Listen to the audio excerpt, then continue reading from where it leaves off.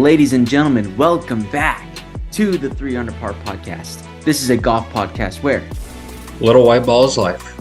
I'm your host, Scotty T, and I'm joined by my co-host, T-Bone. T-Bone, how are you doing, my friend? Doing good. Back in the US of A for the US Open, so right in time. We got a lot going on in the golf world, to say the least. And I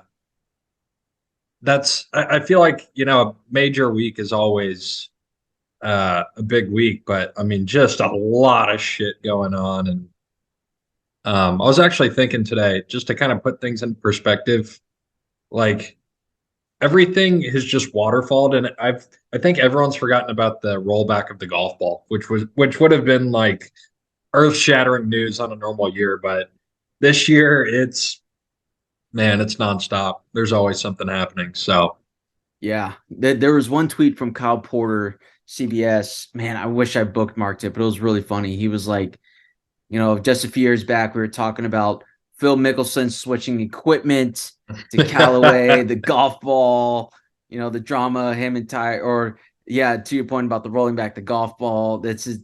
We're in a different stratosphere now of what is going on with the golf world now. It is absolutely wild. Yeah, it's insane. But all things aside, major week also. So always pumped about that. I can't believe we're already at the third major in June. That's still taking some adjusting. I feel like this year has flown by. But yeah, it's gone by quick. It really has. But that being said, it is US Open week, the third major of the year. Maybe I'm still kind of getting used to the PGA and the players being back and forth because, when you're playing the major or the players in March, then the Masters, I don't know. It's just kind of, I got things backwards, it feels like. But, I mean, at this point, though, it's the same. I guess the only difference is that August was when the PGA was. Now they just bumped that up. But, yeah, third major of the year. LA Country Club. We've seen all the videos of the golf balls being dropped in the rough. It's pretty standard procedure here, which is pretty awesome. I love it. T-Bone, you were in Europe last week, so want to hear a bit about your Europe trip because I did a solo emergency pod last week because you were on the plane. So obviously, if you want to go back and listen to that, I'll put that in the description below. As I mentioned on there, it was a lot has changed since then. I even said that. I was like, hey, look, by the time this drops, even by the uploading time, a lot of things are probably going to change, and they have. More information has come out. So hopefully we can that was just more of a knee-jerk instant reaction to the news because that news dropped like a few hours after our episode had gone live, which is absolutely nuts. So we're going to talk about that more, but look, that has been exhausted. Right, that topic is exhausted. We're going to give our thoughts, especially for T-Bone. We have not necessarily heard your opinion yet, so we're going to talk that. But we're going to try to focus mostly heavy on the U.S. Open. John Rahm in his press conference today was kind of talking about a lack of management. There's still just so much up in the air. Not even the players really know what's going on yet. So as I feel like as us as casual fans, everybody's like, "What do you think about this? What do you think about that?" Look, we'll give our opinions, but it's hard to know or to truly form our opinions because if you check the tapes, we've been wrong about a lot of things before. But that's just kind of my knee-jerk reaction there, T-Bone. So that's the show layout. But T-Bone, before we dive into it, your Europe trip, 3 Under Par Pod is brought to you by our sponsor, Drinkin' Buddy. You got some koozies for us, T-Bone, or some drinking buddies? Yeah, give me a sec. There you go. So Drinkin' Buddy. Drinkin' Buddy is sponsoring our podcast. So Drinkin' Buddy, it's some pills that you take. Hold on, let me switch the camera view. Boom, look at that. Drinkin' Buddy, the pills. Look, we love golf, and an integral part of playing golf. So we're in our late 20s, early 30s. I'm not going to tell you who's who, but anyway, we love drinks on the golf course. Right. It's especially now that we're not playing competitively, really. Heck, even in competitive golf, you can have a few drinks, but we love having our beverages out on the golf course. So Drinkin' Buddy, it's some pills that you take with your last drink, and they're great partners of ours.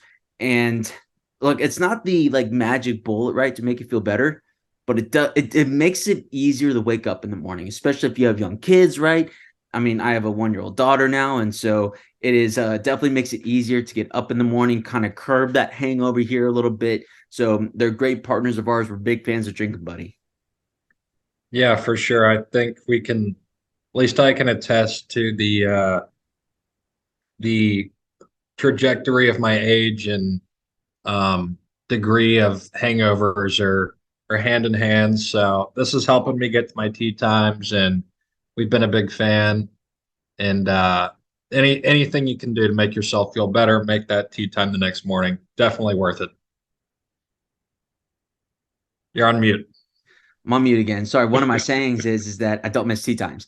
Drink a Buddy is there to help me not miss tea times, and it's there to help you not miss tea time. So go to drinkabuddy.com, use promo code 3under, you get 10% off. I'm dropping the link in the description below. Again, great partners of ours. So go support them as they are up and coming brands. We're really honored to be a part of them. So yeah, again, drinkabuddy.com, promo code 3under, 10% off your order. So thanks to our buddies at Drinking Buddy. T-Bone, you were in Europe last week. You said you got a good story for us, so I'm gonna throw it over to you. How was your trip? Yeah, trip was amazing. And I think this was perfect timing talking about our sponsor and drinking. Um, so I started off in London, Amsterdam, quick trip, but during my trip in Amsterdam, scheduled a tour of the Heineken, the original Heineken brewery in Amsterdam.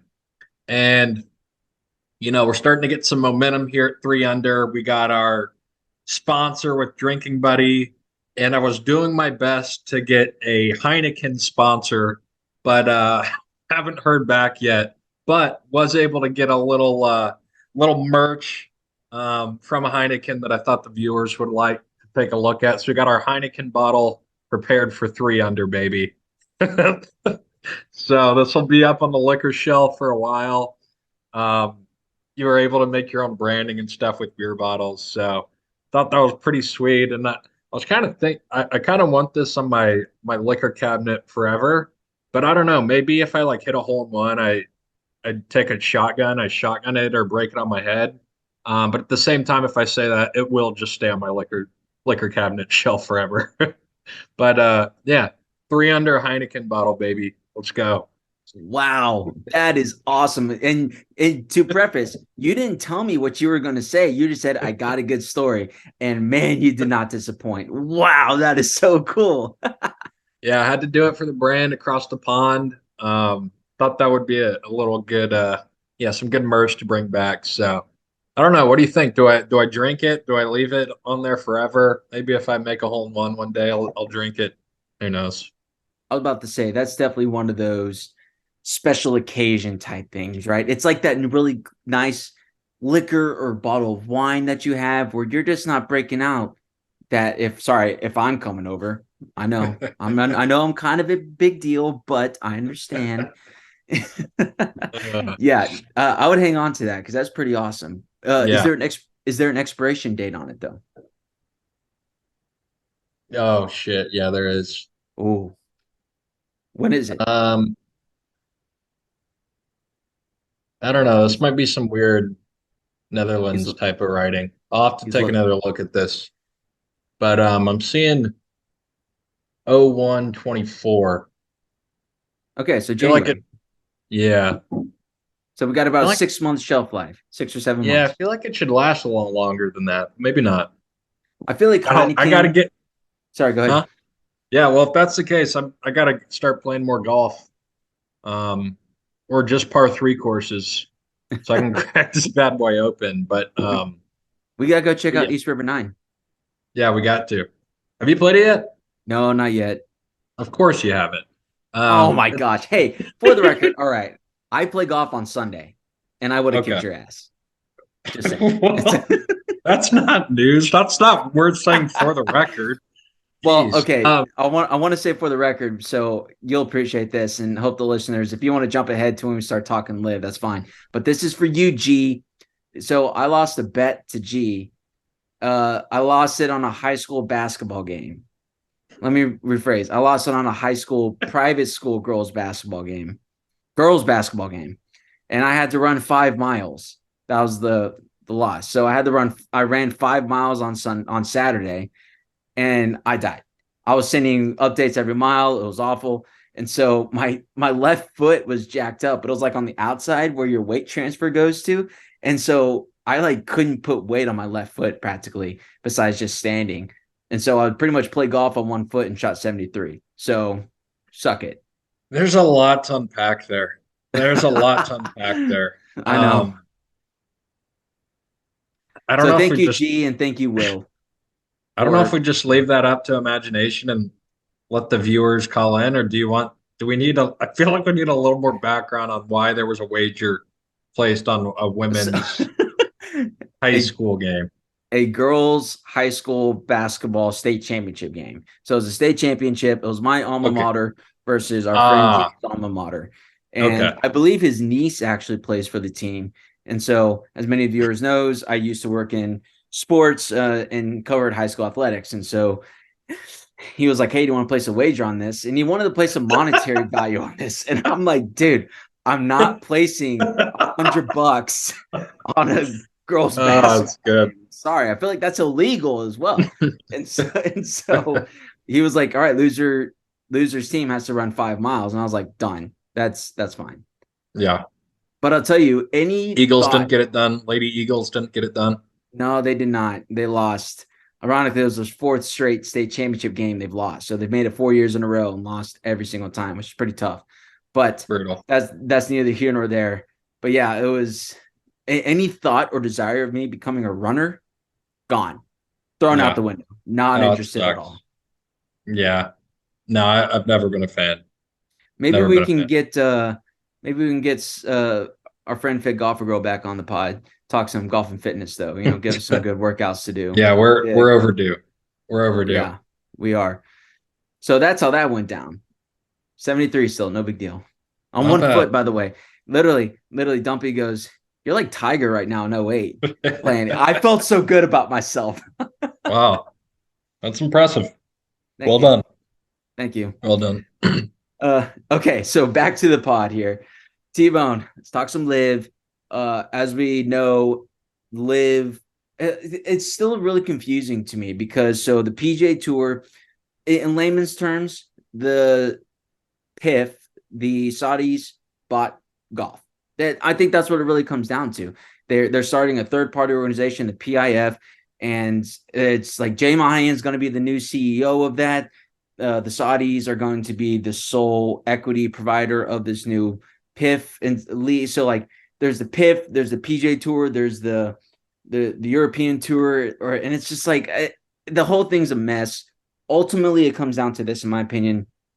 And now, well, also now Congress is getting involved. Congress is asking questions that a foreign government has bought an American professional sports organization. So this is just absolutely wild. It makes no sense. But in my opinion, it really comes down to this. The PGA Tour lost some of the best players, and there are a ton of lawsuits. And I briefly touched on it on the pod last week, on the emergency pod, and I probably should have highlighted it more. But the PGA Tour did not have the funds, the resources, or the manpower to go up against the Saudis, the like Saudi Arabia government, and legal battles because it's one sports organization that is a multi-billion-dollar sports organization, but they're going against an entire country who has unlimited oil resources. They were fighting a losing battle, and so they came up to an agreement, and that's just my limited understanding so far. T-Bone, I'm going to toss it to you. So I was preparing for my European flight, kind of already panicking, stressed, and then I got this news on Wednesday, Tuesday, and my mind was racing, and it's it's raced. It's been racing, but it's kind of gotten to the point now where you hear the best players in the world talking. You hear Rory, Rom, all these guys, and they're like, it's unknown. So I've kind of settled down, and like you've said, we've got Congress, we've got DP World Tour, we've got PIF, we've got Live Golf, we've got Yasser. I mean, everyone's saying different things. There are so many different people saying things that what you know, let's kind of focus on the US Open Yeah. because I think basically this I don't want to say this is tip of the iceberg. This was fucking huge, maybe the biggest golf news of all time, but this is just the beginning. And the deal's not even finalized. Like Yeah. I just I'm so curious to see what happens, and it's kind of not even worth figuring out or, you know, guessing what's going to happen. But ultimately, I think you're exactly right. I know PGA Tour was in deep water. I think it was 50 million they had to pull out of reserves just in legal fees. They had to Yeah. pull out even more for trying to have these bigger purses to compete with Live and just one thing led to another and I think the initial reaction was Live and PGA Tour. What's this going to be? How are the four aces going to be on the PGA Tour? Are they going to have to do? It's like we're not even close to that yet. Live could be gone. The fact that Greg Norman didn't even know this happened. Yeah. Basically, it was this Yasser dude and Jay Monahan. It seems like the only people in the world that really knew. And the fact that Greg didn't know Tiger, Rory, Rom, I mean, that shows you how under wraps, how uncertain, and the deal's not even finalized. I mean, I think it's weird. I'm concerned, but again, like you said, they're competing, not competing. They're up against the Saudis with no money, who ultimately want to be a part. Hopefully, not fully own, but definitely be a part. Continue to be a part of golf, and it was a domino effect that was ultimately going to get to this, but still a lot of dominoes left. Yeah. And I think to your point on the PGA Tour side, it really wasn't even Jay Monahan who initiated this whole thing. It was Jimmy Dunn and Ed Hurley, I believe. Hurley, sorry if I'm mispronouncing that. I'm great with names, but yeah, it was really those two guys who spearheaded this whole thing and then looped in Monahan. So I mean, obviously Monahan just comes out with massive egg on his face, looking like a total hypocrite, being raked over the coals, and deservedly so. I feel like I was really hard on Monahan and still am. I'm not backing down on that at this point in time. But it wasn't really his call, it seemed like, at least at first, and then they looped him in. Yeah, originally I thought it was because it was the Saudis doing it that Live and the PGA Tour were going to be combining instead of this whole new organization that's being formed. So to your point, Live probably will cease to exist. I mean, once this new PIF group is formed or whatever it is, it's under the PGA Tour umbrella. So that's the thing. I don't know. It Yeah. feels like the Live, if they lose their big players, DJ Brooks and all the Bryson, all those guys, they could end up like the USFL and just totally fold here in the next year or two. Yeah. Yeah, for sure. And um I was need to give some credit to Brandel Chambly. I was listening to live in the US Open. I thought he had some good perspective on things. I think he's a little dramatic. He's, calling it the worst day in golf history, which maybe we'll see what happens. But where this all fell apart was Live. Um, Whenever that was starting to build up, the PGA Tour had to have basically no big names join. They had to have probably made adjustments prior, bigger purses, a little bit better perks, whatever it is, maybe better schedule, more international stuff, maybe even team stuff. But a lot of those things were appealing, and that's why guys joined Live, which was the opening of Saudi being involved in golf. And a lot of people are saying Live is probably could go away just so Saudi could get those players, get in the PGA Tour, kind of strong arm them into this ownership in golf. But basically, the PGA Tour had to say, "Fuck Saudi money. We're fine with what we make, and no one can join Live." And it's kind of I think you could, even Brand was like, it's, a fantasy land. They kind of think that guys want to take more money and play less, but that's really what had to happen. And um, he also gave a good comparison with soccer. So this is definitely not my area of expertise. This is a golf podcast where little white ball is life, not medium sized white and black ball is life. But anyways, Saudi has bought a lot of these football clubs and is getting more involved in soccer. As you've seen, if anyone's followed the news with Messi, a lot of a lot of European soccer players on the back end of their career, they'll take these fat MLS checks, go play in the US. I might get this backwards, but I think Messi was offered 1.6 billion to join a Saudi run team. Yeah, fact check me on that. Yeah. And he turned it down because he didn't want to get involved because, for whatever reason, I don't know if that was going to be, a big commitment. I'm sure it would be when uh, Saudi's paying you 1.6 billion, but he decided to take the MLS money and he's playing for whatever Miami team there is, and Yeah. which is hilarious that he's going to be playing soccer in Nashville and Ohio and shit. Houston. But in Houston, Austin, Yeah. Come on. but That seems wrong. I think that was a pretty good comparison because that was going to be 1.6 billion getting paid for Messi. Who knows, what that would have entailed. And he's such a big guy, so powerful, so much pull. Probably don't want to be under that umbrella. And fortunately, I think that's what's happened to a lot of guys here and ultimately the entire tour. So, at least according to this report on foxsports.com, Messi reportedly has a $440 million per year offer. 440 per year. That's not an entire contract. That is that is an unbelievable That's the Saudi amount of money. Yeah. Yeah. So, Anyway, anyways, it's a lot going on. It's a lot. And we're going to be talking about this a ton here in the next few weeks. It's not going away anytime soon because you said it earlier. The deal's not done yet. Wait until the deal's done. Man, the whole thing is it's going to get more complicated, I think. It's going to get complicated before it gets more clear.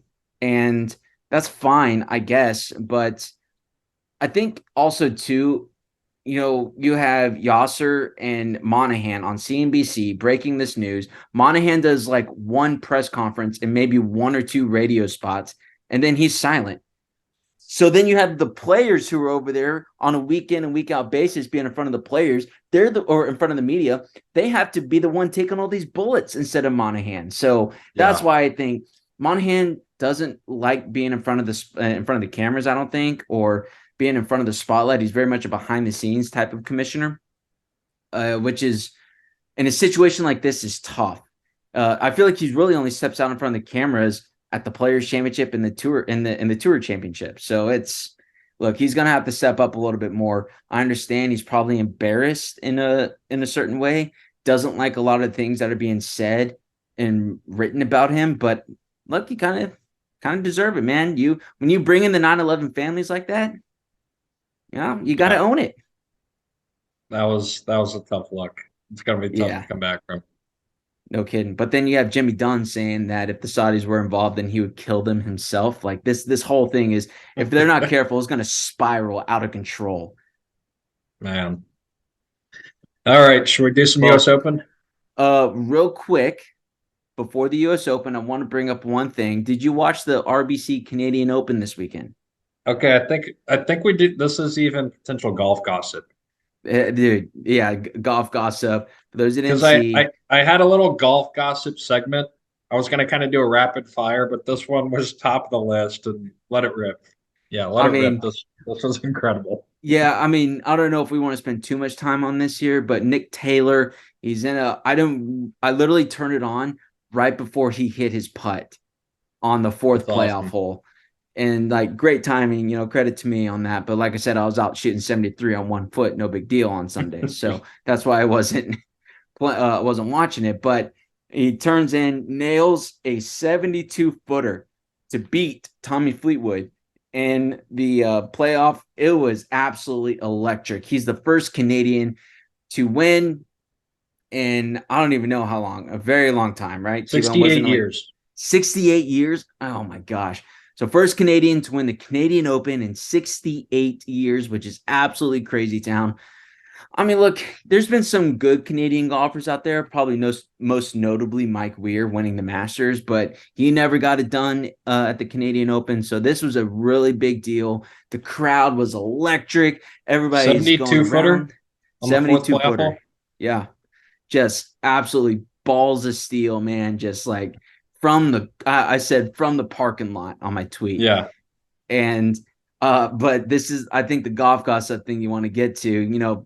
All of a sudden you see a bottle of champagne start spraying, and it's Adam Hadwin, and then he just gets And then stop absolutely spraying. he gets truck sticked by the security guard onto the ground, taken down to the ground, and it was hilarious. There was a billion camera angles going around there. I saw one like cinematic view where it was right behind him, and the security guard just comes around Nick Taylor and just absolutely levels him. It was awesome. The whole thing for a tough week in golf. Look, then Canadian Open's fine. It's not necessarily the one that's going to get me off the couch to watch, but that was probably the best case scenario that could happen on this week. Yeah.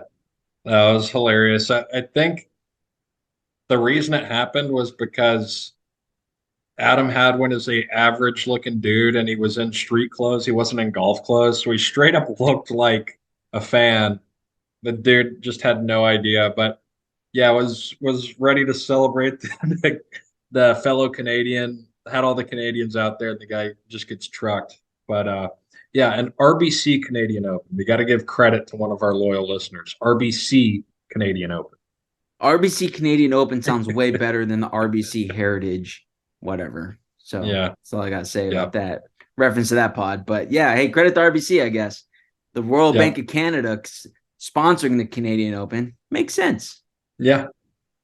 That fits. Yeah. But yeah, those videos, if you haven't seen them, go and check them out because they were Yeah. so funny. And then even the US Open this week was poking fun at Adam Hadwin too.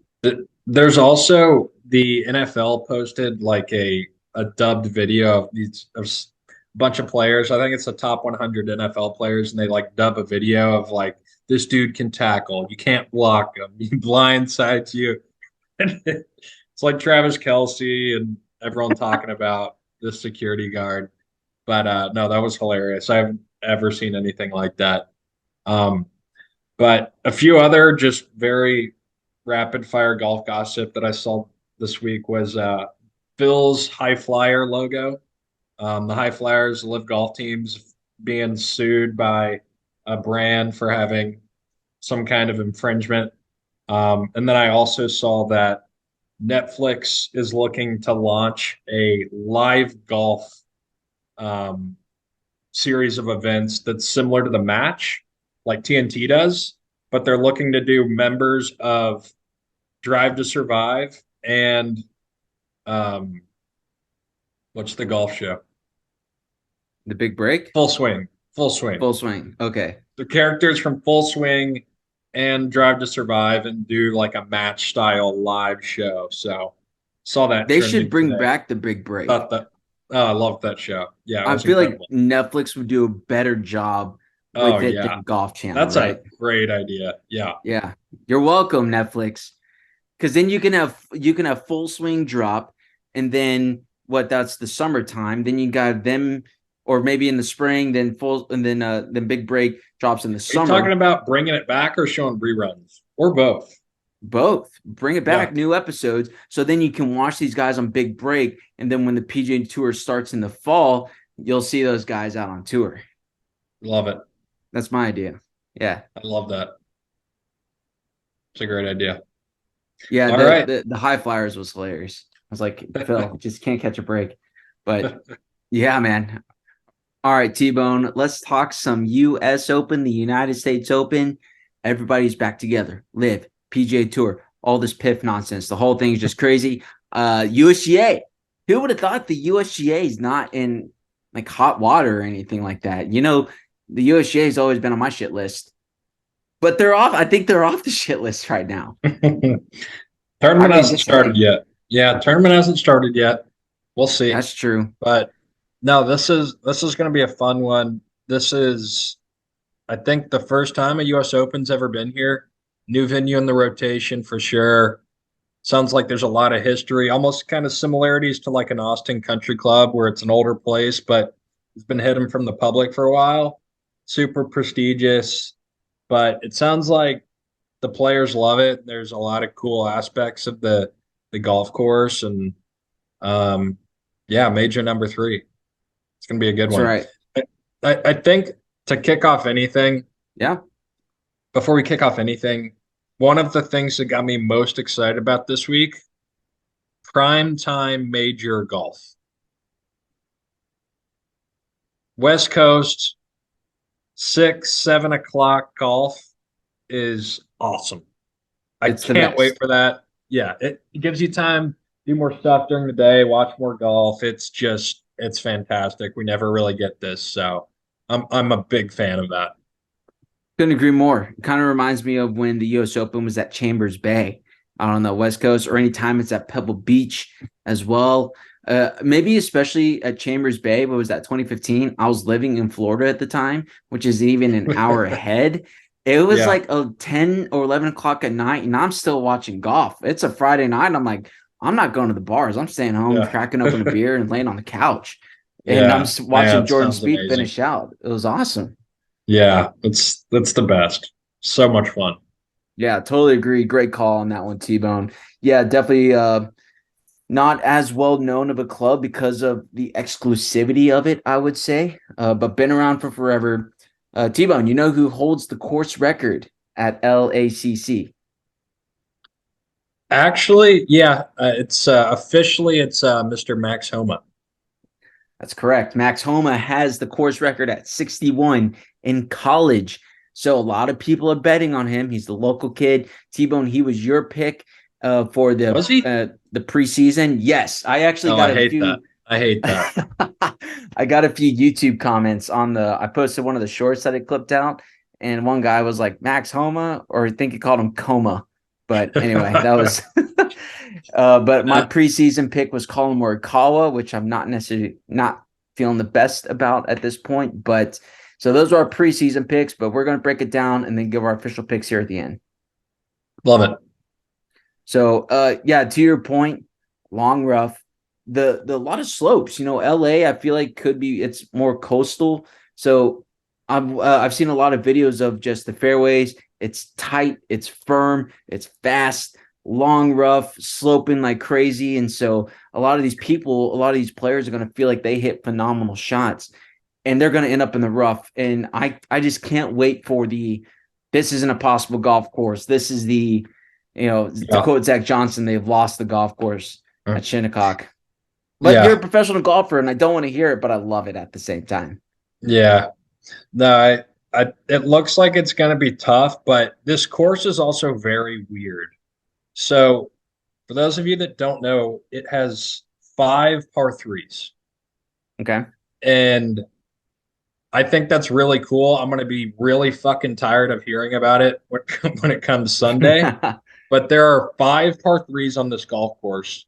The longest one is tipped out at 290, and the shortest one with the up tees plays 75 yards. So they have par threes ranging from 290 to 75 yards. Unbelievable. And I love that. they also have one that's playing like 250. Then they've got like a 170 and then like a 220. So most of them are over 200 yards, and they look insane. There's like a little bailout, a ton of bunkers. I heard the bunkers are going to be terrible this week, as in terms of like an actual penalty. But I heard him talking about it on the Golf Channel. It sounds like the par three scoring will be almost above par, and the par four scoring will almost be under par. So there's a Hmm. lot of like par fours that are easy, par threes that are hard, par fives that are hard, par fours that are really hard. So I think it's going to be kind of kooky, kind of weird. I heard it's really easy off the tee. So you're going to see guys like duffing chips, missing greens, rolling off and stuff like that. But a lot of chance to make birdies. And I think there could be like some very iconic shots here. If you have a guy who's leading and he just fucking sticks it on a 275-yard par three, I think there Yes. could be some really cool moments. But it does feel like it's kind of becoming the identity of the tournament. It's got five par threes. I mean, you'll hear about that on the broadcast the whole week. I've already kind of tired of it, but I think it's definitely unique and kind of a cool thing to add. On top of that, um, two notable properties around the golf course. One is, I believe, Lionel Richie has a house on the golf course, but even bigger than that, on the 14th tee is the Playboy Mansion, and it's so close to the tee box that there's a fence with monkeys climbing up by the tee box. The Playboy Mansion is on the 14th hole on the tee box. So Is it there's really? You're kidding me. yeah, Playboy Mansion is on the 14th tee, and they said that uh, Barstool actually posted this today. They said that Hugh Hefner was like his entire life was trying to become a member, and they never let him in. So pretty funny story there, but yeah, that is in fact true, and um, pretty Yeah. unique to say the least. Yeah, I'm looking that up right now. Yeah, that's the first point on Dan Rappaport's article on barstoolsports.com. Yeah, the Playboy Mansion sits directly adjacent to the 14th tee. Yeah, when I hear the monkeys, you know what I think of? Think of Entourage. When Entourage and Ralph Macchio, aka the Karate Kid, are like debating about who let go the monkeys because they were banned for life, or Johnny Drama was. Oh yeah. Damn, I haven't seen that episode in a while. I'm Oh due for an man. Entourage rewatch. That's the episode when Turtle buys like the $2,000 PJs and he was gonna return them. He left the tag on, and then like there's a girl in a cat body paint suit or whatever runs into him and he just looks like a cat the rest of the night. Great show. Oh man.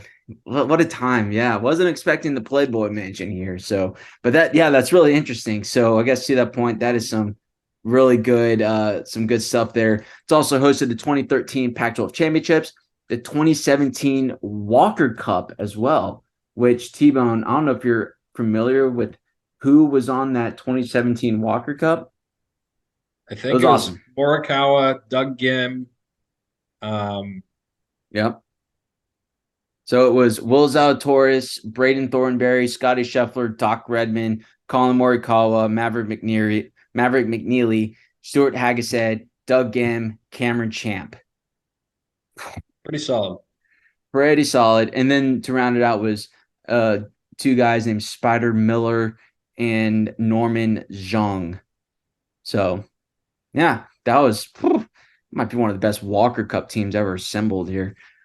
Anyway, so yeah, that was really interesting. I think that's a good point, T-Bone, what you brought up earlier. It's nice to see a little bit change of pace from the U.S. Open. I feel like the U.S. Open and the PGA, they have their regular rotate courses, right? Like I know that the U.S. Open is going to be at Oakmont, it's going to be at Shinnecock, Pebble, maybe throw in one here or there. I can't, or like Bethpage, right? The PGA, they like going to Valhalla, like on the um, Hazeltine. That was the one I was thinking of. Of course, just kind of along that area. Yeah. So it's nice to see it get some love. West Coast. I'm really excited. It's going to be carnage. I think that's what the U.S. Open is, right? They call it the toughest test in golf. So I want to see a tough test. Honestly, if you hit a good shot, like a judge for me of a good golf course is if you hit a good shot, are you rewarded? And if you hit a bad shot, are you punished? In the US Open, I don't care. I think they just need to be punished all the time and let the cream really rise to the top. And we saw that really, I think it comes to mind with Dustin Johnson's win at Shinnecock and then also Brooks Koepka's win out at oh no. Dustin won at Oakmont and That then sounds all right. Brooks won at Shinnecock, right? Like those guys deserve to win. They played the best. They showed up in big moments. They hit the big shots, made the big putts, and also got up and down from impossible places. So T-Bone, let's talk some of the players.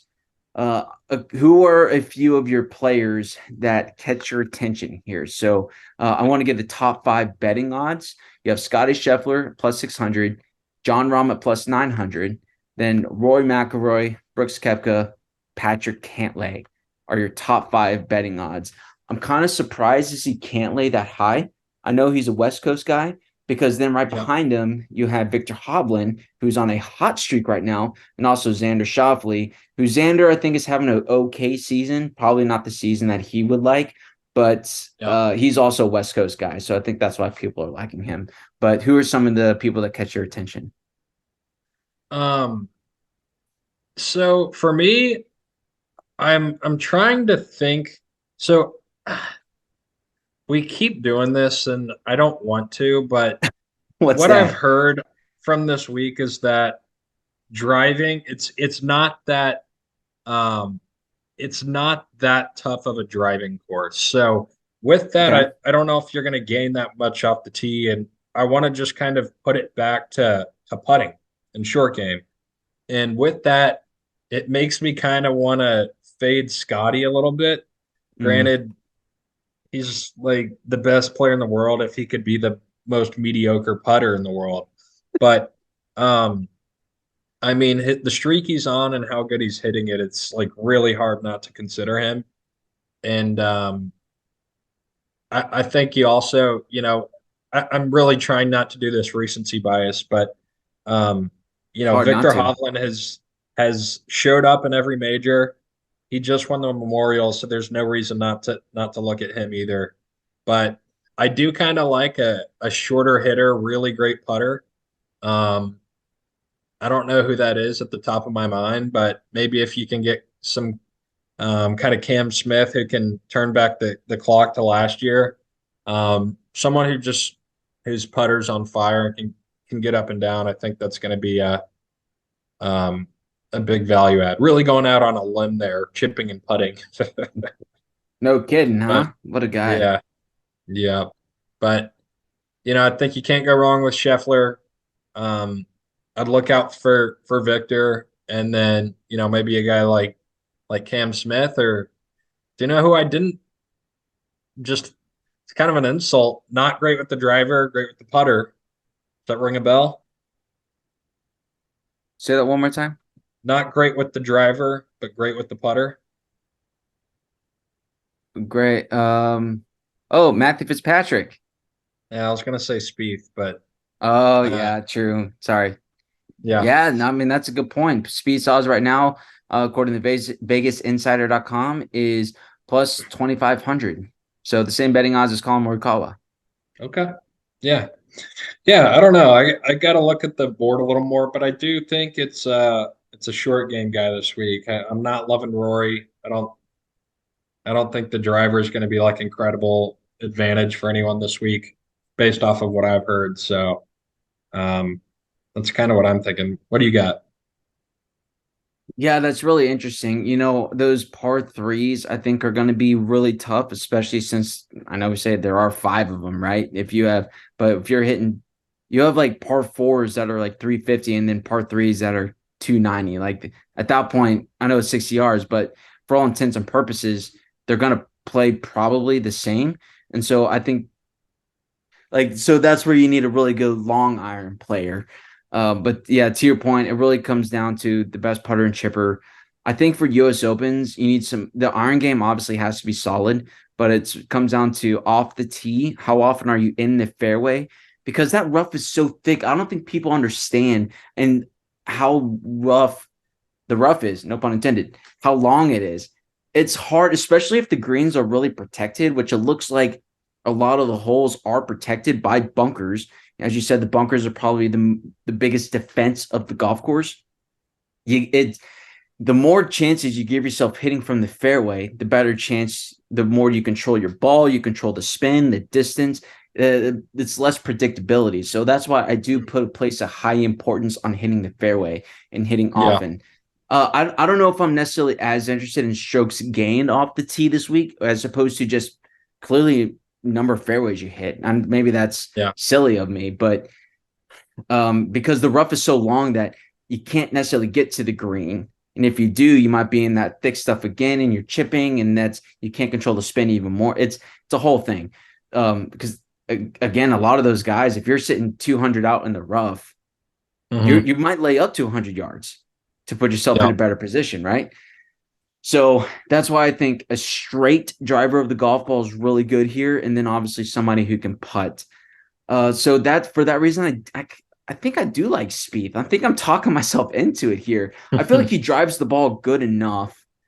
I feel like that used to kind of be a weakness, but that's kind of become he's figured that out the last few years. Yeah, it's more of his iron game that's kind of getting him into trouble, I feel like. So that's why I'm okay with that, because I'd rather take somebody who's not as good of an iron player, but in the fairway more often, as opposed to a better iron player from the rough. So Hmm. I think I'm kind of talking myself into Spieth here. Actually, I wasn't expecting that. Scheffler, I think he's going to be the mix. I don't think he'll win. He's just so damn good that he's going to be in the mix. Uh, I mean, are we counting out Rom? Rom won the Masters this year, man. Like, this kind of does feel that way, honestly. He won a U.S. Open at Torrey Pines already, so he's familiar with West Coast golf, and he won the Masters this year. Going into the Masters, Yeah, we weren't talking about him. This feels very similar in a way. he loves Cali golf. Torrey's his Yeah, spot. Bermuda. I know Rom. Yeah, that's kind of disrespectful not having brought him up yet. And he's another guy who I feel like has kind of figured out his putter as of late. Like that's definitely a strength of his game. So yeah. definitely a good pick. And I mean, there's so another guy. There's another guy yeah, who's who I guess we haven't brought up, and I think he's knows how to win a major. Brooks Koepka. yeah. I was about to say that. Yeah, that guy, that effing guy. I mean, dude, if he wins this, oh I'm gonna man, say it again. I don't If know. he wins this major, that will put him at 6. He would have won as many majors as Phil Mickelson before Phil won his first Masters. That is different. That is next level. That is nuts. He did mention in his press conference that his goal's double digits, and I mean, it's very possible. Yeah, seriously, it's hard to bet against Kepka right now. He's Yeah, got his swag back. He's got his fu attitude. yeah, fully Yeah, back. yeah. Yeah, He just got to stay healthy, man. I think that's what it comes yeah, down to. yeah, yeah, for sure. Um, So, yeah, I think speed comes to mind for me. I don't think Matthew Fitzpatrick will get it done. It's just hard to win back to back. I know it's yeah. even at different So courses. so back So to the so turn back a year ago. The okay, storyline probably not as big as the Homa storyline, but it was Matthew Fitzpatrick. He loves the country club in the Boston area. He won the U.S. Amateur there, what, 10 years ago? And yeah, roughly, is he going to be able to do this again? It felt like a kind of too good to be true. So we got and it the same was. thing with Homa. I think Ooh, this, it would be, can you hear me? yeah, no, I love it. I was like, Okay. woof, I love it. No, I think the stars could align there. But it does feel like a kind of too good to be true. And I don't think Max is quite performed as well in majors as he should have by now. So I think it's a big ask, but we'll see. Yeah, I think he might even say this. He's had a little this season's been disappointing, I would say. I don't know if disappointing is the right word. Maybe not living up to the expectations that he had for himself, because look, he was coming off a phenomenal year last year. He probably set the bar really high for himself. All these guys do. That's what makes them really good at what they do. So Mhm. that's he probably hasn't lived up to his expectations, I would say. So this would be a good way to turn the year around to at that the midway mark, if you will, and going into the final stretch of the PGA Yeah. Tour season. Another kind of wild card, if we want to go there. Always. Let's see. I'm just kind of going down the odds. Plus 4,000. and it was just one of the first names that jumped out to me as a guy who can roll the rock, who can putt. Jason Day. Okay. Jason Day, he won the Byron Nelson this year, right? Sounds right. That's a He won relatively this year. recent win. Yeah, Yeah, he's been trending. Good putter, major winner. that's true. Yeah, he's because he won because he said it was the Memorial the week after, and he was like, "I'm not gonna play practice round." Like I just, Yeah, he's like, "I'm too yeah. tired." I was like, "I respect that," but Wait, was that like 3 weeks ago? it was like a month ago. Yeah, Yeah, wow. could be a good So pick. I kind of like where you're going there. Some another good value pick, actually, who I like is Sam Burns. I think Sam Burns is having a pretty sneaky season so far. He's plus 6,000. So if you're looking for a guy for like a top 15 finish or top 20 finish to help with the parlay or something, I think Sam Burns might be a good value pick. You know what they call him? What's that? Bermuda Burns. Bermuda Burns. Oh, maybe he's not a good pick then. Wait, what is the grass in Cali? It's not Bermuda. I know Is that. it I think it's Zoysia? Coana. Okay, I'm not good with this stuff. I'll be honest. Let's see. I'm literally Googling what is the grass at LA Country Club. They have Bermuda fairways. Oh my gosh, this is a 12-minute read on pjtour.com here. So this is the what are the greens grass at LA Well, Country Club? we might They're have to bent shelf grass. that one. They're Bent bent grass? grass. Okay. Yeah, so they have Bermuda fairways, which like weirdly can throw people off if you're not used to that. It's look, I'm not going to bore with people with the details, but it can throw you off. But the greens are the biggest difference that you'll see there. So I mean, Bermuda grass just tends to grab the club a bit more, so it's harder to get through theoretically. But yeah, bent grass, it's hard to spin the ball well, I feel like. But Yeah. look, when it comes to Bermuda, that champion Bermuda they have now, that is it plays just like bent grass when you get it right, and those pros are playing on perfect greens on a week in and week out basis. Yeah. Yeah, for sure. Um, it's kind of funny how much I've played about golf. I really don't know um like shit about grass. I feel like it's rare that you have uh like Horseshoe Bay is bent green grass or Yep. bent green greens, and I feel like that's the only maybe Ridgewood and Waco also. Those are like the I only think courses in Texas. So I feel like everything's Bermuda. That's all I really know. But yep. there's also Down a here it great is. line. It's a great line in Starsky and Hutch. Quick throwback. The Starsky Okay. and Hutch movie, and Snoop Dogg is an undercover caddy for Vince Vaughn. We're going off the rails here, but his line is he tells him to hit like a 7 iron or 3 wood from like 100 yards, and he hits it to like a foot, and he's like, "Man, you must know a lot about golf." And Snoop's like, "Nah, just a lot about grass." But I guess I'm the opposite. I'm a nerd. Um, That's great. but anyways, I feel like grass doesn't really matter. What matters is how dry and firm it gets. Mm, If they don't water it, if they let it bake a little bit, that's going to matter more than anything, which I'm sure they're going to do this week, especially once we get to the weekend. yeah, no, for sure. I'm trying to think of like one long shot pick that I have. There's only one name that really jumps out at me here, and I just lost it. Wow. Oh, your boy Charlie Hoffman's playing. Where is that? Long shot pick. Long shot pick. How about Francisco Molinari?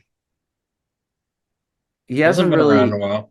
no, he hasn't, but he's plus 35,000 right now. And so I don't know.